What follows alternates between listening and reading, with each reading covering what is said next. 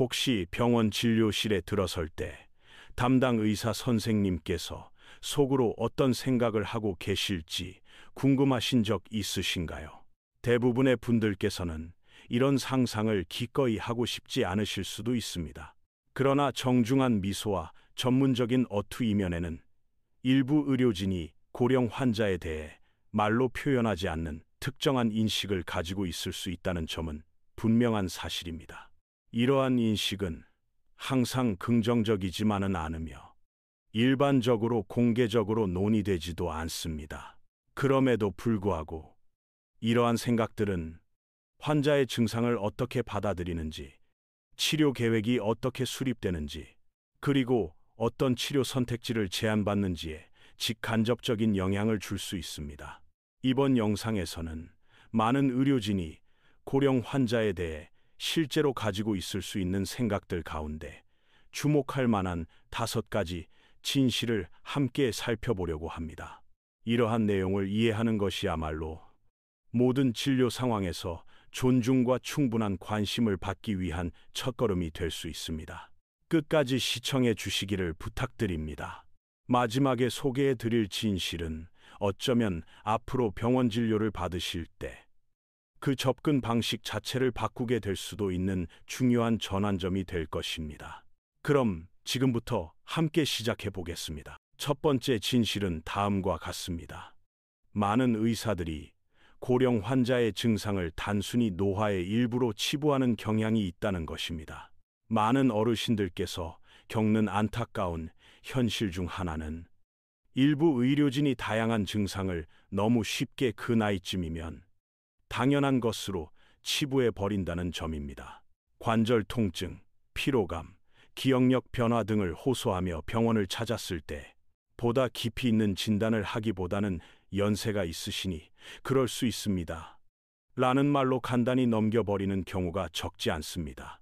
물론 나이가 들면 신체에 여러 변화가 찾아오는 것은 사실입니다. 그러나 모든 증상을 노화의 일부로만 여기는 태도는 정확한 진단을 놓치게 하며 실제 치료가 가능한 질환조차 제때 발견되지 않아 적절한 치료 시기를 놓치게 될 수 있습니다. 예를 들어 숨이 차는 증상이 단순히 나이가 들어서라고 생각되고 넘어간다면 그것이 심장 질환의 초기 신호일 수 있다는 점을 간과하게 됩니다. 혹은 간헐적인 건망증을 노인성 건망증이라며 가볍게 여기지만 그것이 약물 부작용이나 갑상선 기능 이상에서 비롯된 것일 수도 있습니다. 이 2가지 모두 적절한 치료로 개선될 수 있는 문제입니다. 이러한 인식은 악의에서 비롯된 것이 아닌 경우도 많습니다. 많은 의사들이 짧은 시간 안에 많은 환자를 진료해야 하는 부담 속에서 익숙한 증상에 대해 가장 단순한 설명으로 넘어가고자 하는 경향이 있을 수 있습니다. 그러나 단순한 설명이 항상 정확한 것은 아닙니다. 실제로 치료가 가능한 우울증, 비타민 결핍, 혹은 초기 암과 같은 질환들이 이런 방식으로 간과되어 환자가 불필요하게 오랜 시간 고통을 겪게 되는 경우도 있습니다. 72세의 김영수 어르신을 예로 들어보겠습니다. 그는 극심한 피로감과 어지러움을 겪었지만 처음 병원을 찾았을 때 연세가 있으니 쉬시는 게 좋겠습니다 라는 말만 들었습니다. 몇 달 후 본인의 강력한 요청으로 정밀 검사를 받은 끝에 심장 판막에 문제가 있다는 사실을 알게 되었고 적절한 치료 후에는 예전의 활력을 되찾으셨습니다. 그는 늘 처음 증상을 호소했을 때 조금만 더 귀 기울여 주었더라면 하는 아쉬움을 표현하시곤 했습니다. 어르신들께 꼭 말씀드리고 싶은 점은 어떤 통증이나 건강상의 변화든 그것이 단순히 나이 때문이라고 단정 지을 수 없다는 것입니다. 물론 시간이 흐름에 따라 몸은 변화하지만 그러한 변화는 마땅히 정밀하게 살펴보고 평가되어야 할 부분이지 가볍게 넘길 문제가 아닙니다. 기침이 지속되거나 이유 없는 체중 감소, 갑작스러운 보행 변화 등은 나이에 관계없이 철저한 검사가 필요합니다. 의료진이 단순히 연령에만 의존하지 않고 세심하게 진단할 때 삶의 질은 물론 건강 수명도 눈에 띄게 향상될 수 있습니다. 환자로서도 스스로의 몸 상태에 대해 목소리를 내고 질문하며 단순한 위로보다는 명확한 설명과 검사를 요청하는 자세가 필요합니다.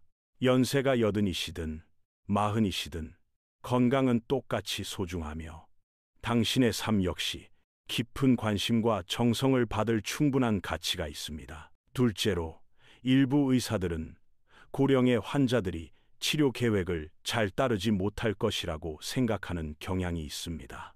말로 표현되지는 않지만 많은 의료진이 고령 환자분들께서 젊은 층보다 의료 지시를 정확하게 따르기 어렵다고 믿는 경우가 있습니다. 이러한 인식은 과거의 경험, 고정관념 또는 무의식적인 편견에서 비롯되곤 합니다. 만약 의사가 환자분께서 치료 계획을 꾸준히 따르기 어려울 것이라고 미리 판단한다면 그 계획을 지나치게 단순화하거나 더 복잡하지만 효과적인 치료 옵션은 아예 설명하지 않을 수도 있습니다.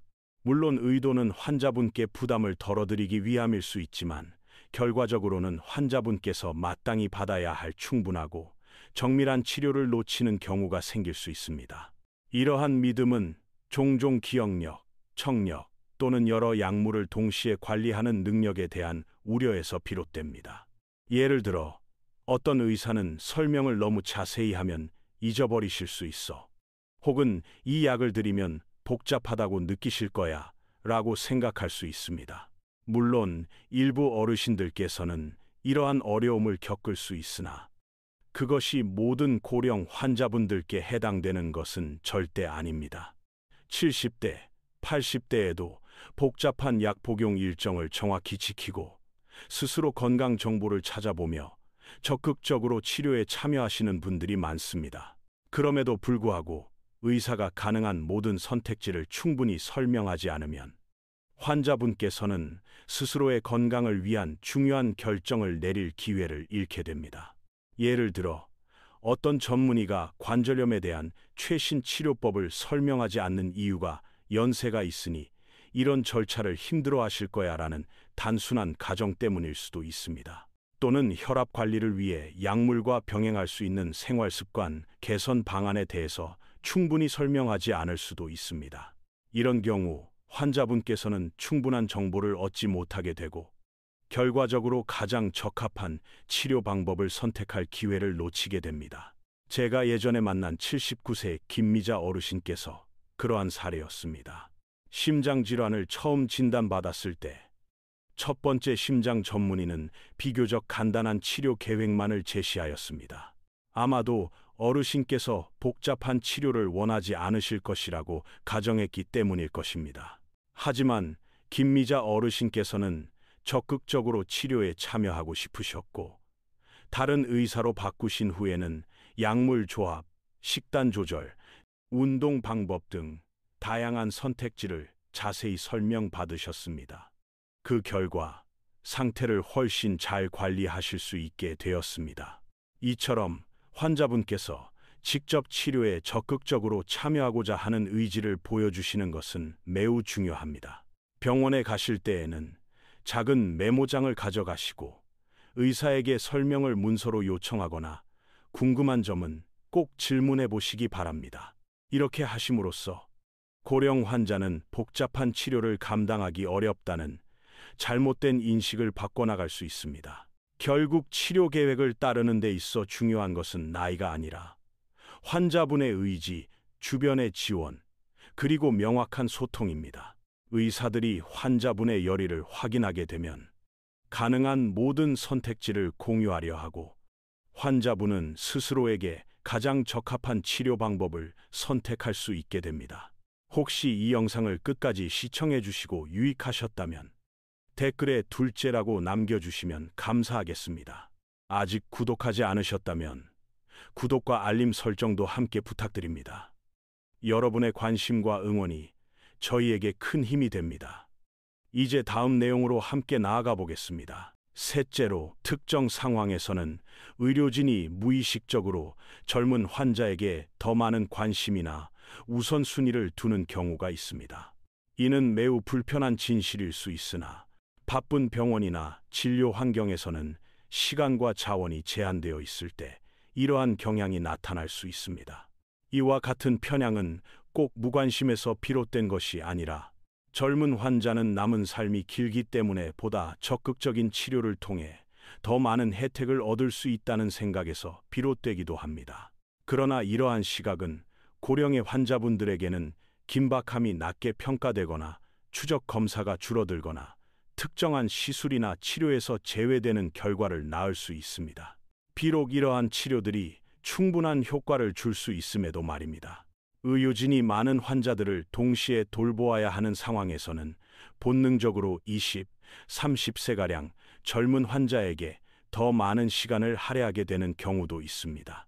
이는 치료의 장기적인 효과에 초점이 맞춰진 판단일 수 있으나 그로 인해 고령 환자분들이 받게 되는 치료의 질과 기회가 낮아질 수 있다는 점에서 매우 안타까운 현실입니다.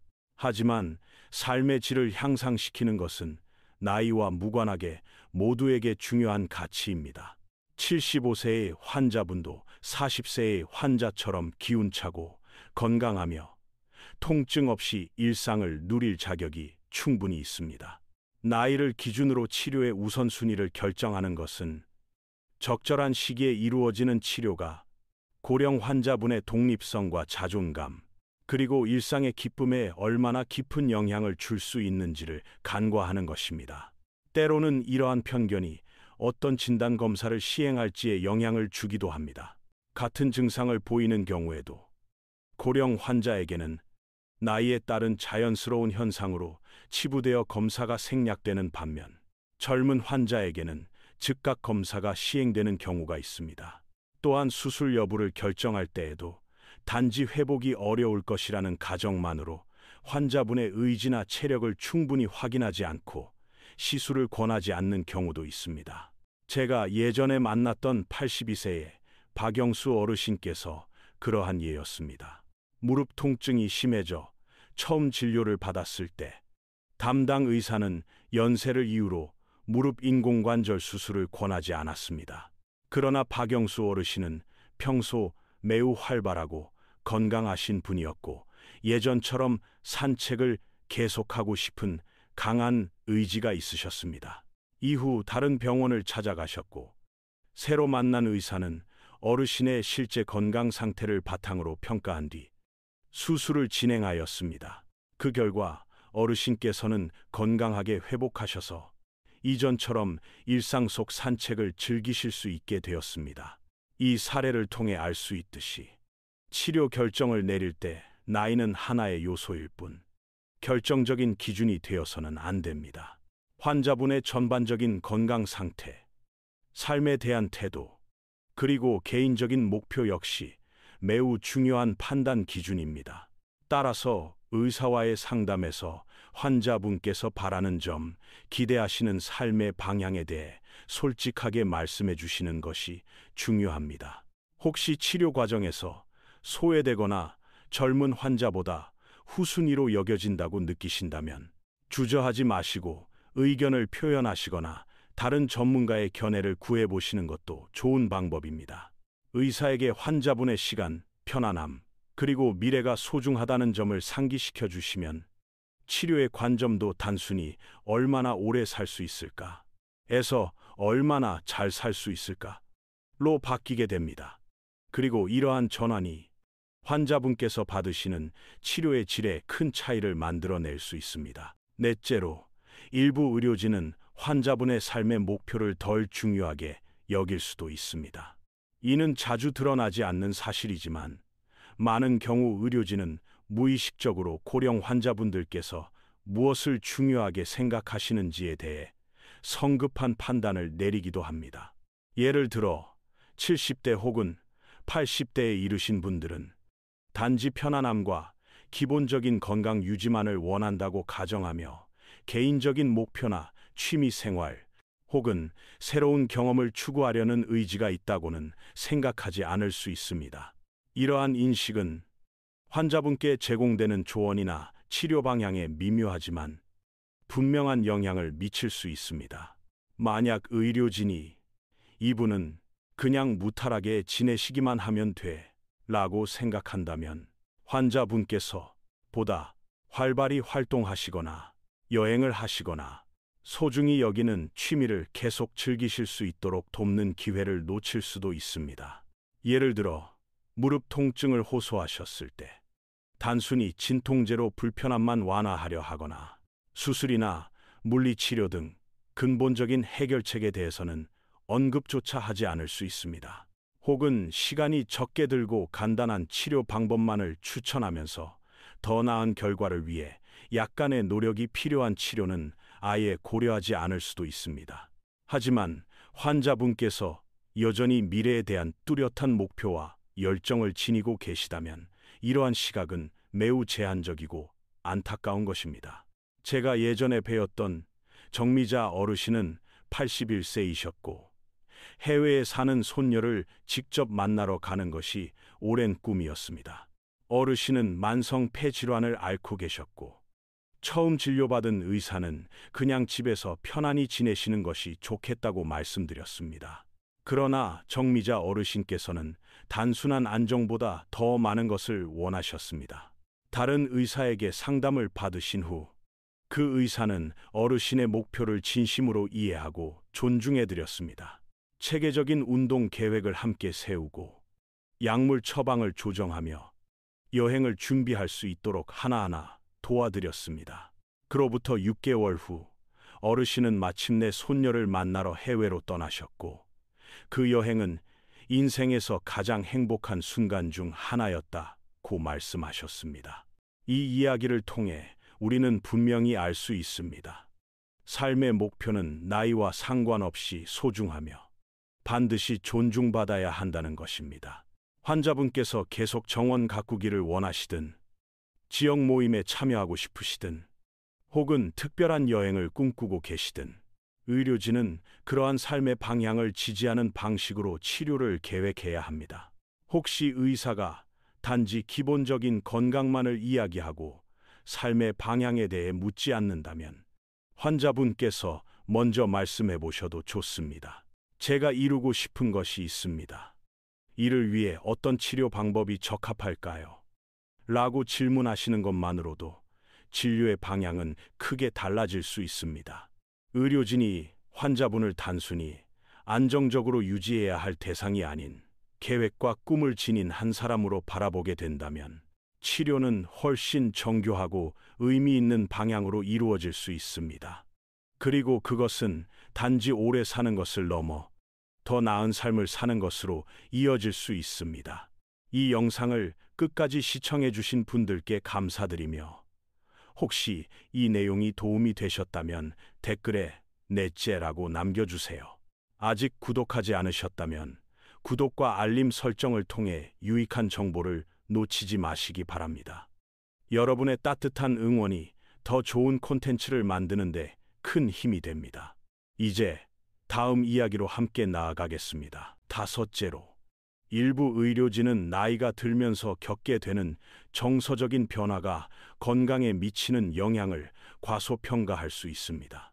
많은 의사들이 신체적인 증상에 집중하는 반면 정서적 안녕이 전반적인 건강에 얼마나 깊은 영향을 미치는지를 간과하는 경우가 적지 않습니다. 특히 고령 환자에게 있어 건강이란 단지 관절, 혈압, 검사, 수치만의 문제가 아닙니다. 삶의 변화를 받아들이는 과정, 정체성의 변화, 그리고 때로는 독립성이 줄어드는 현실을 마주하는 것 역시 건강의 중요한 일부입니다. 그러나 정서적인 측면이 치료 계획에서 배제되면 치료는 불완전하게 느껴지고 환자분의 중요한 욕구가 충족되지 않을 수 있습니다. 의료진은 슬픔, 불안, 혹은 외로움 등의 감정을 단지 나이가 들어서 생기는 자연스러운 현상으로 여길 수 있습니다. 따라서 외로움, 상실감, 혹은 미래에 대한 두려움과 같은 주제는 진료 중 거의 다루어지지 않기도 합니다. 이것은 일반적인 진료 체크리스트에는 포함되지 않기 때문이기도 합니다. 하지만 이러한 정서적인 요소들은 실제로 수면 패턴, 식욕, 면역 반응, 심지어는 질병 회복 속도에까지 영향을 미칠 수 있습니다. 제가 예전에 배웠던 이나무 어르신께서는 54년을 함께 살아온 배우자를 떠나보내신 뒤 급격히 건강이 나빠지기 시작했습니다. 하지만 진료를 받을 때마다 단지 약물 조정에만 초점이 맞춰져 있었고 아무도 그분께 잘 지내고 계신가요? 마음은 어떠신가요? 라고 묻지 않았습니다. 그러던 중 한 이웃의 권유로 상담 치료를 시작하셨고 그때부터 다시 본래의 밝은 모습을 되찾기 시작하셨습니다. 흥미로운 점은 약을 바꾼 것도 아닌데 신체 건강까지 서서히 호전되었다는 사실입니다. 마음의 무게를 덜어냈을 때 몸도 함께 회복되기 시작한 것입니다.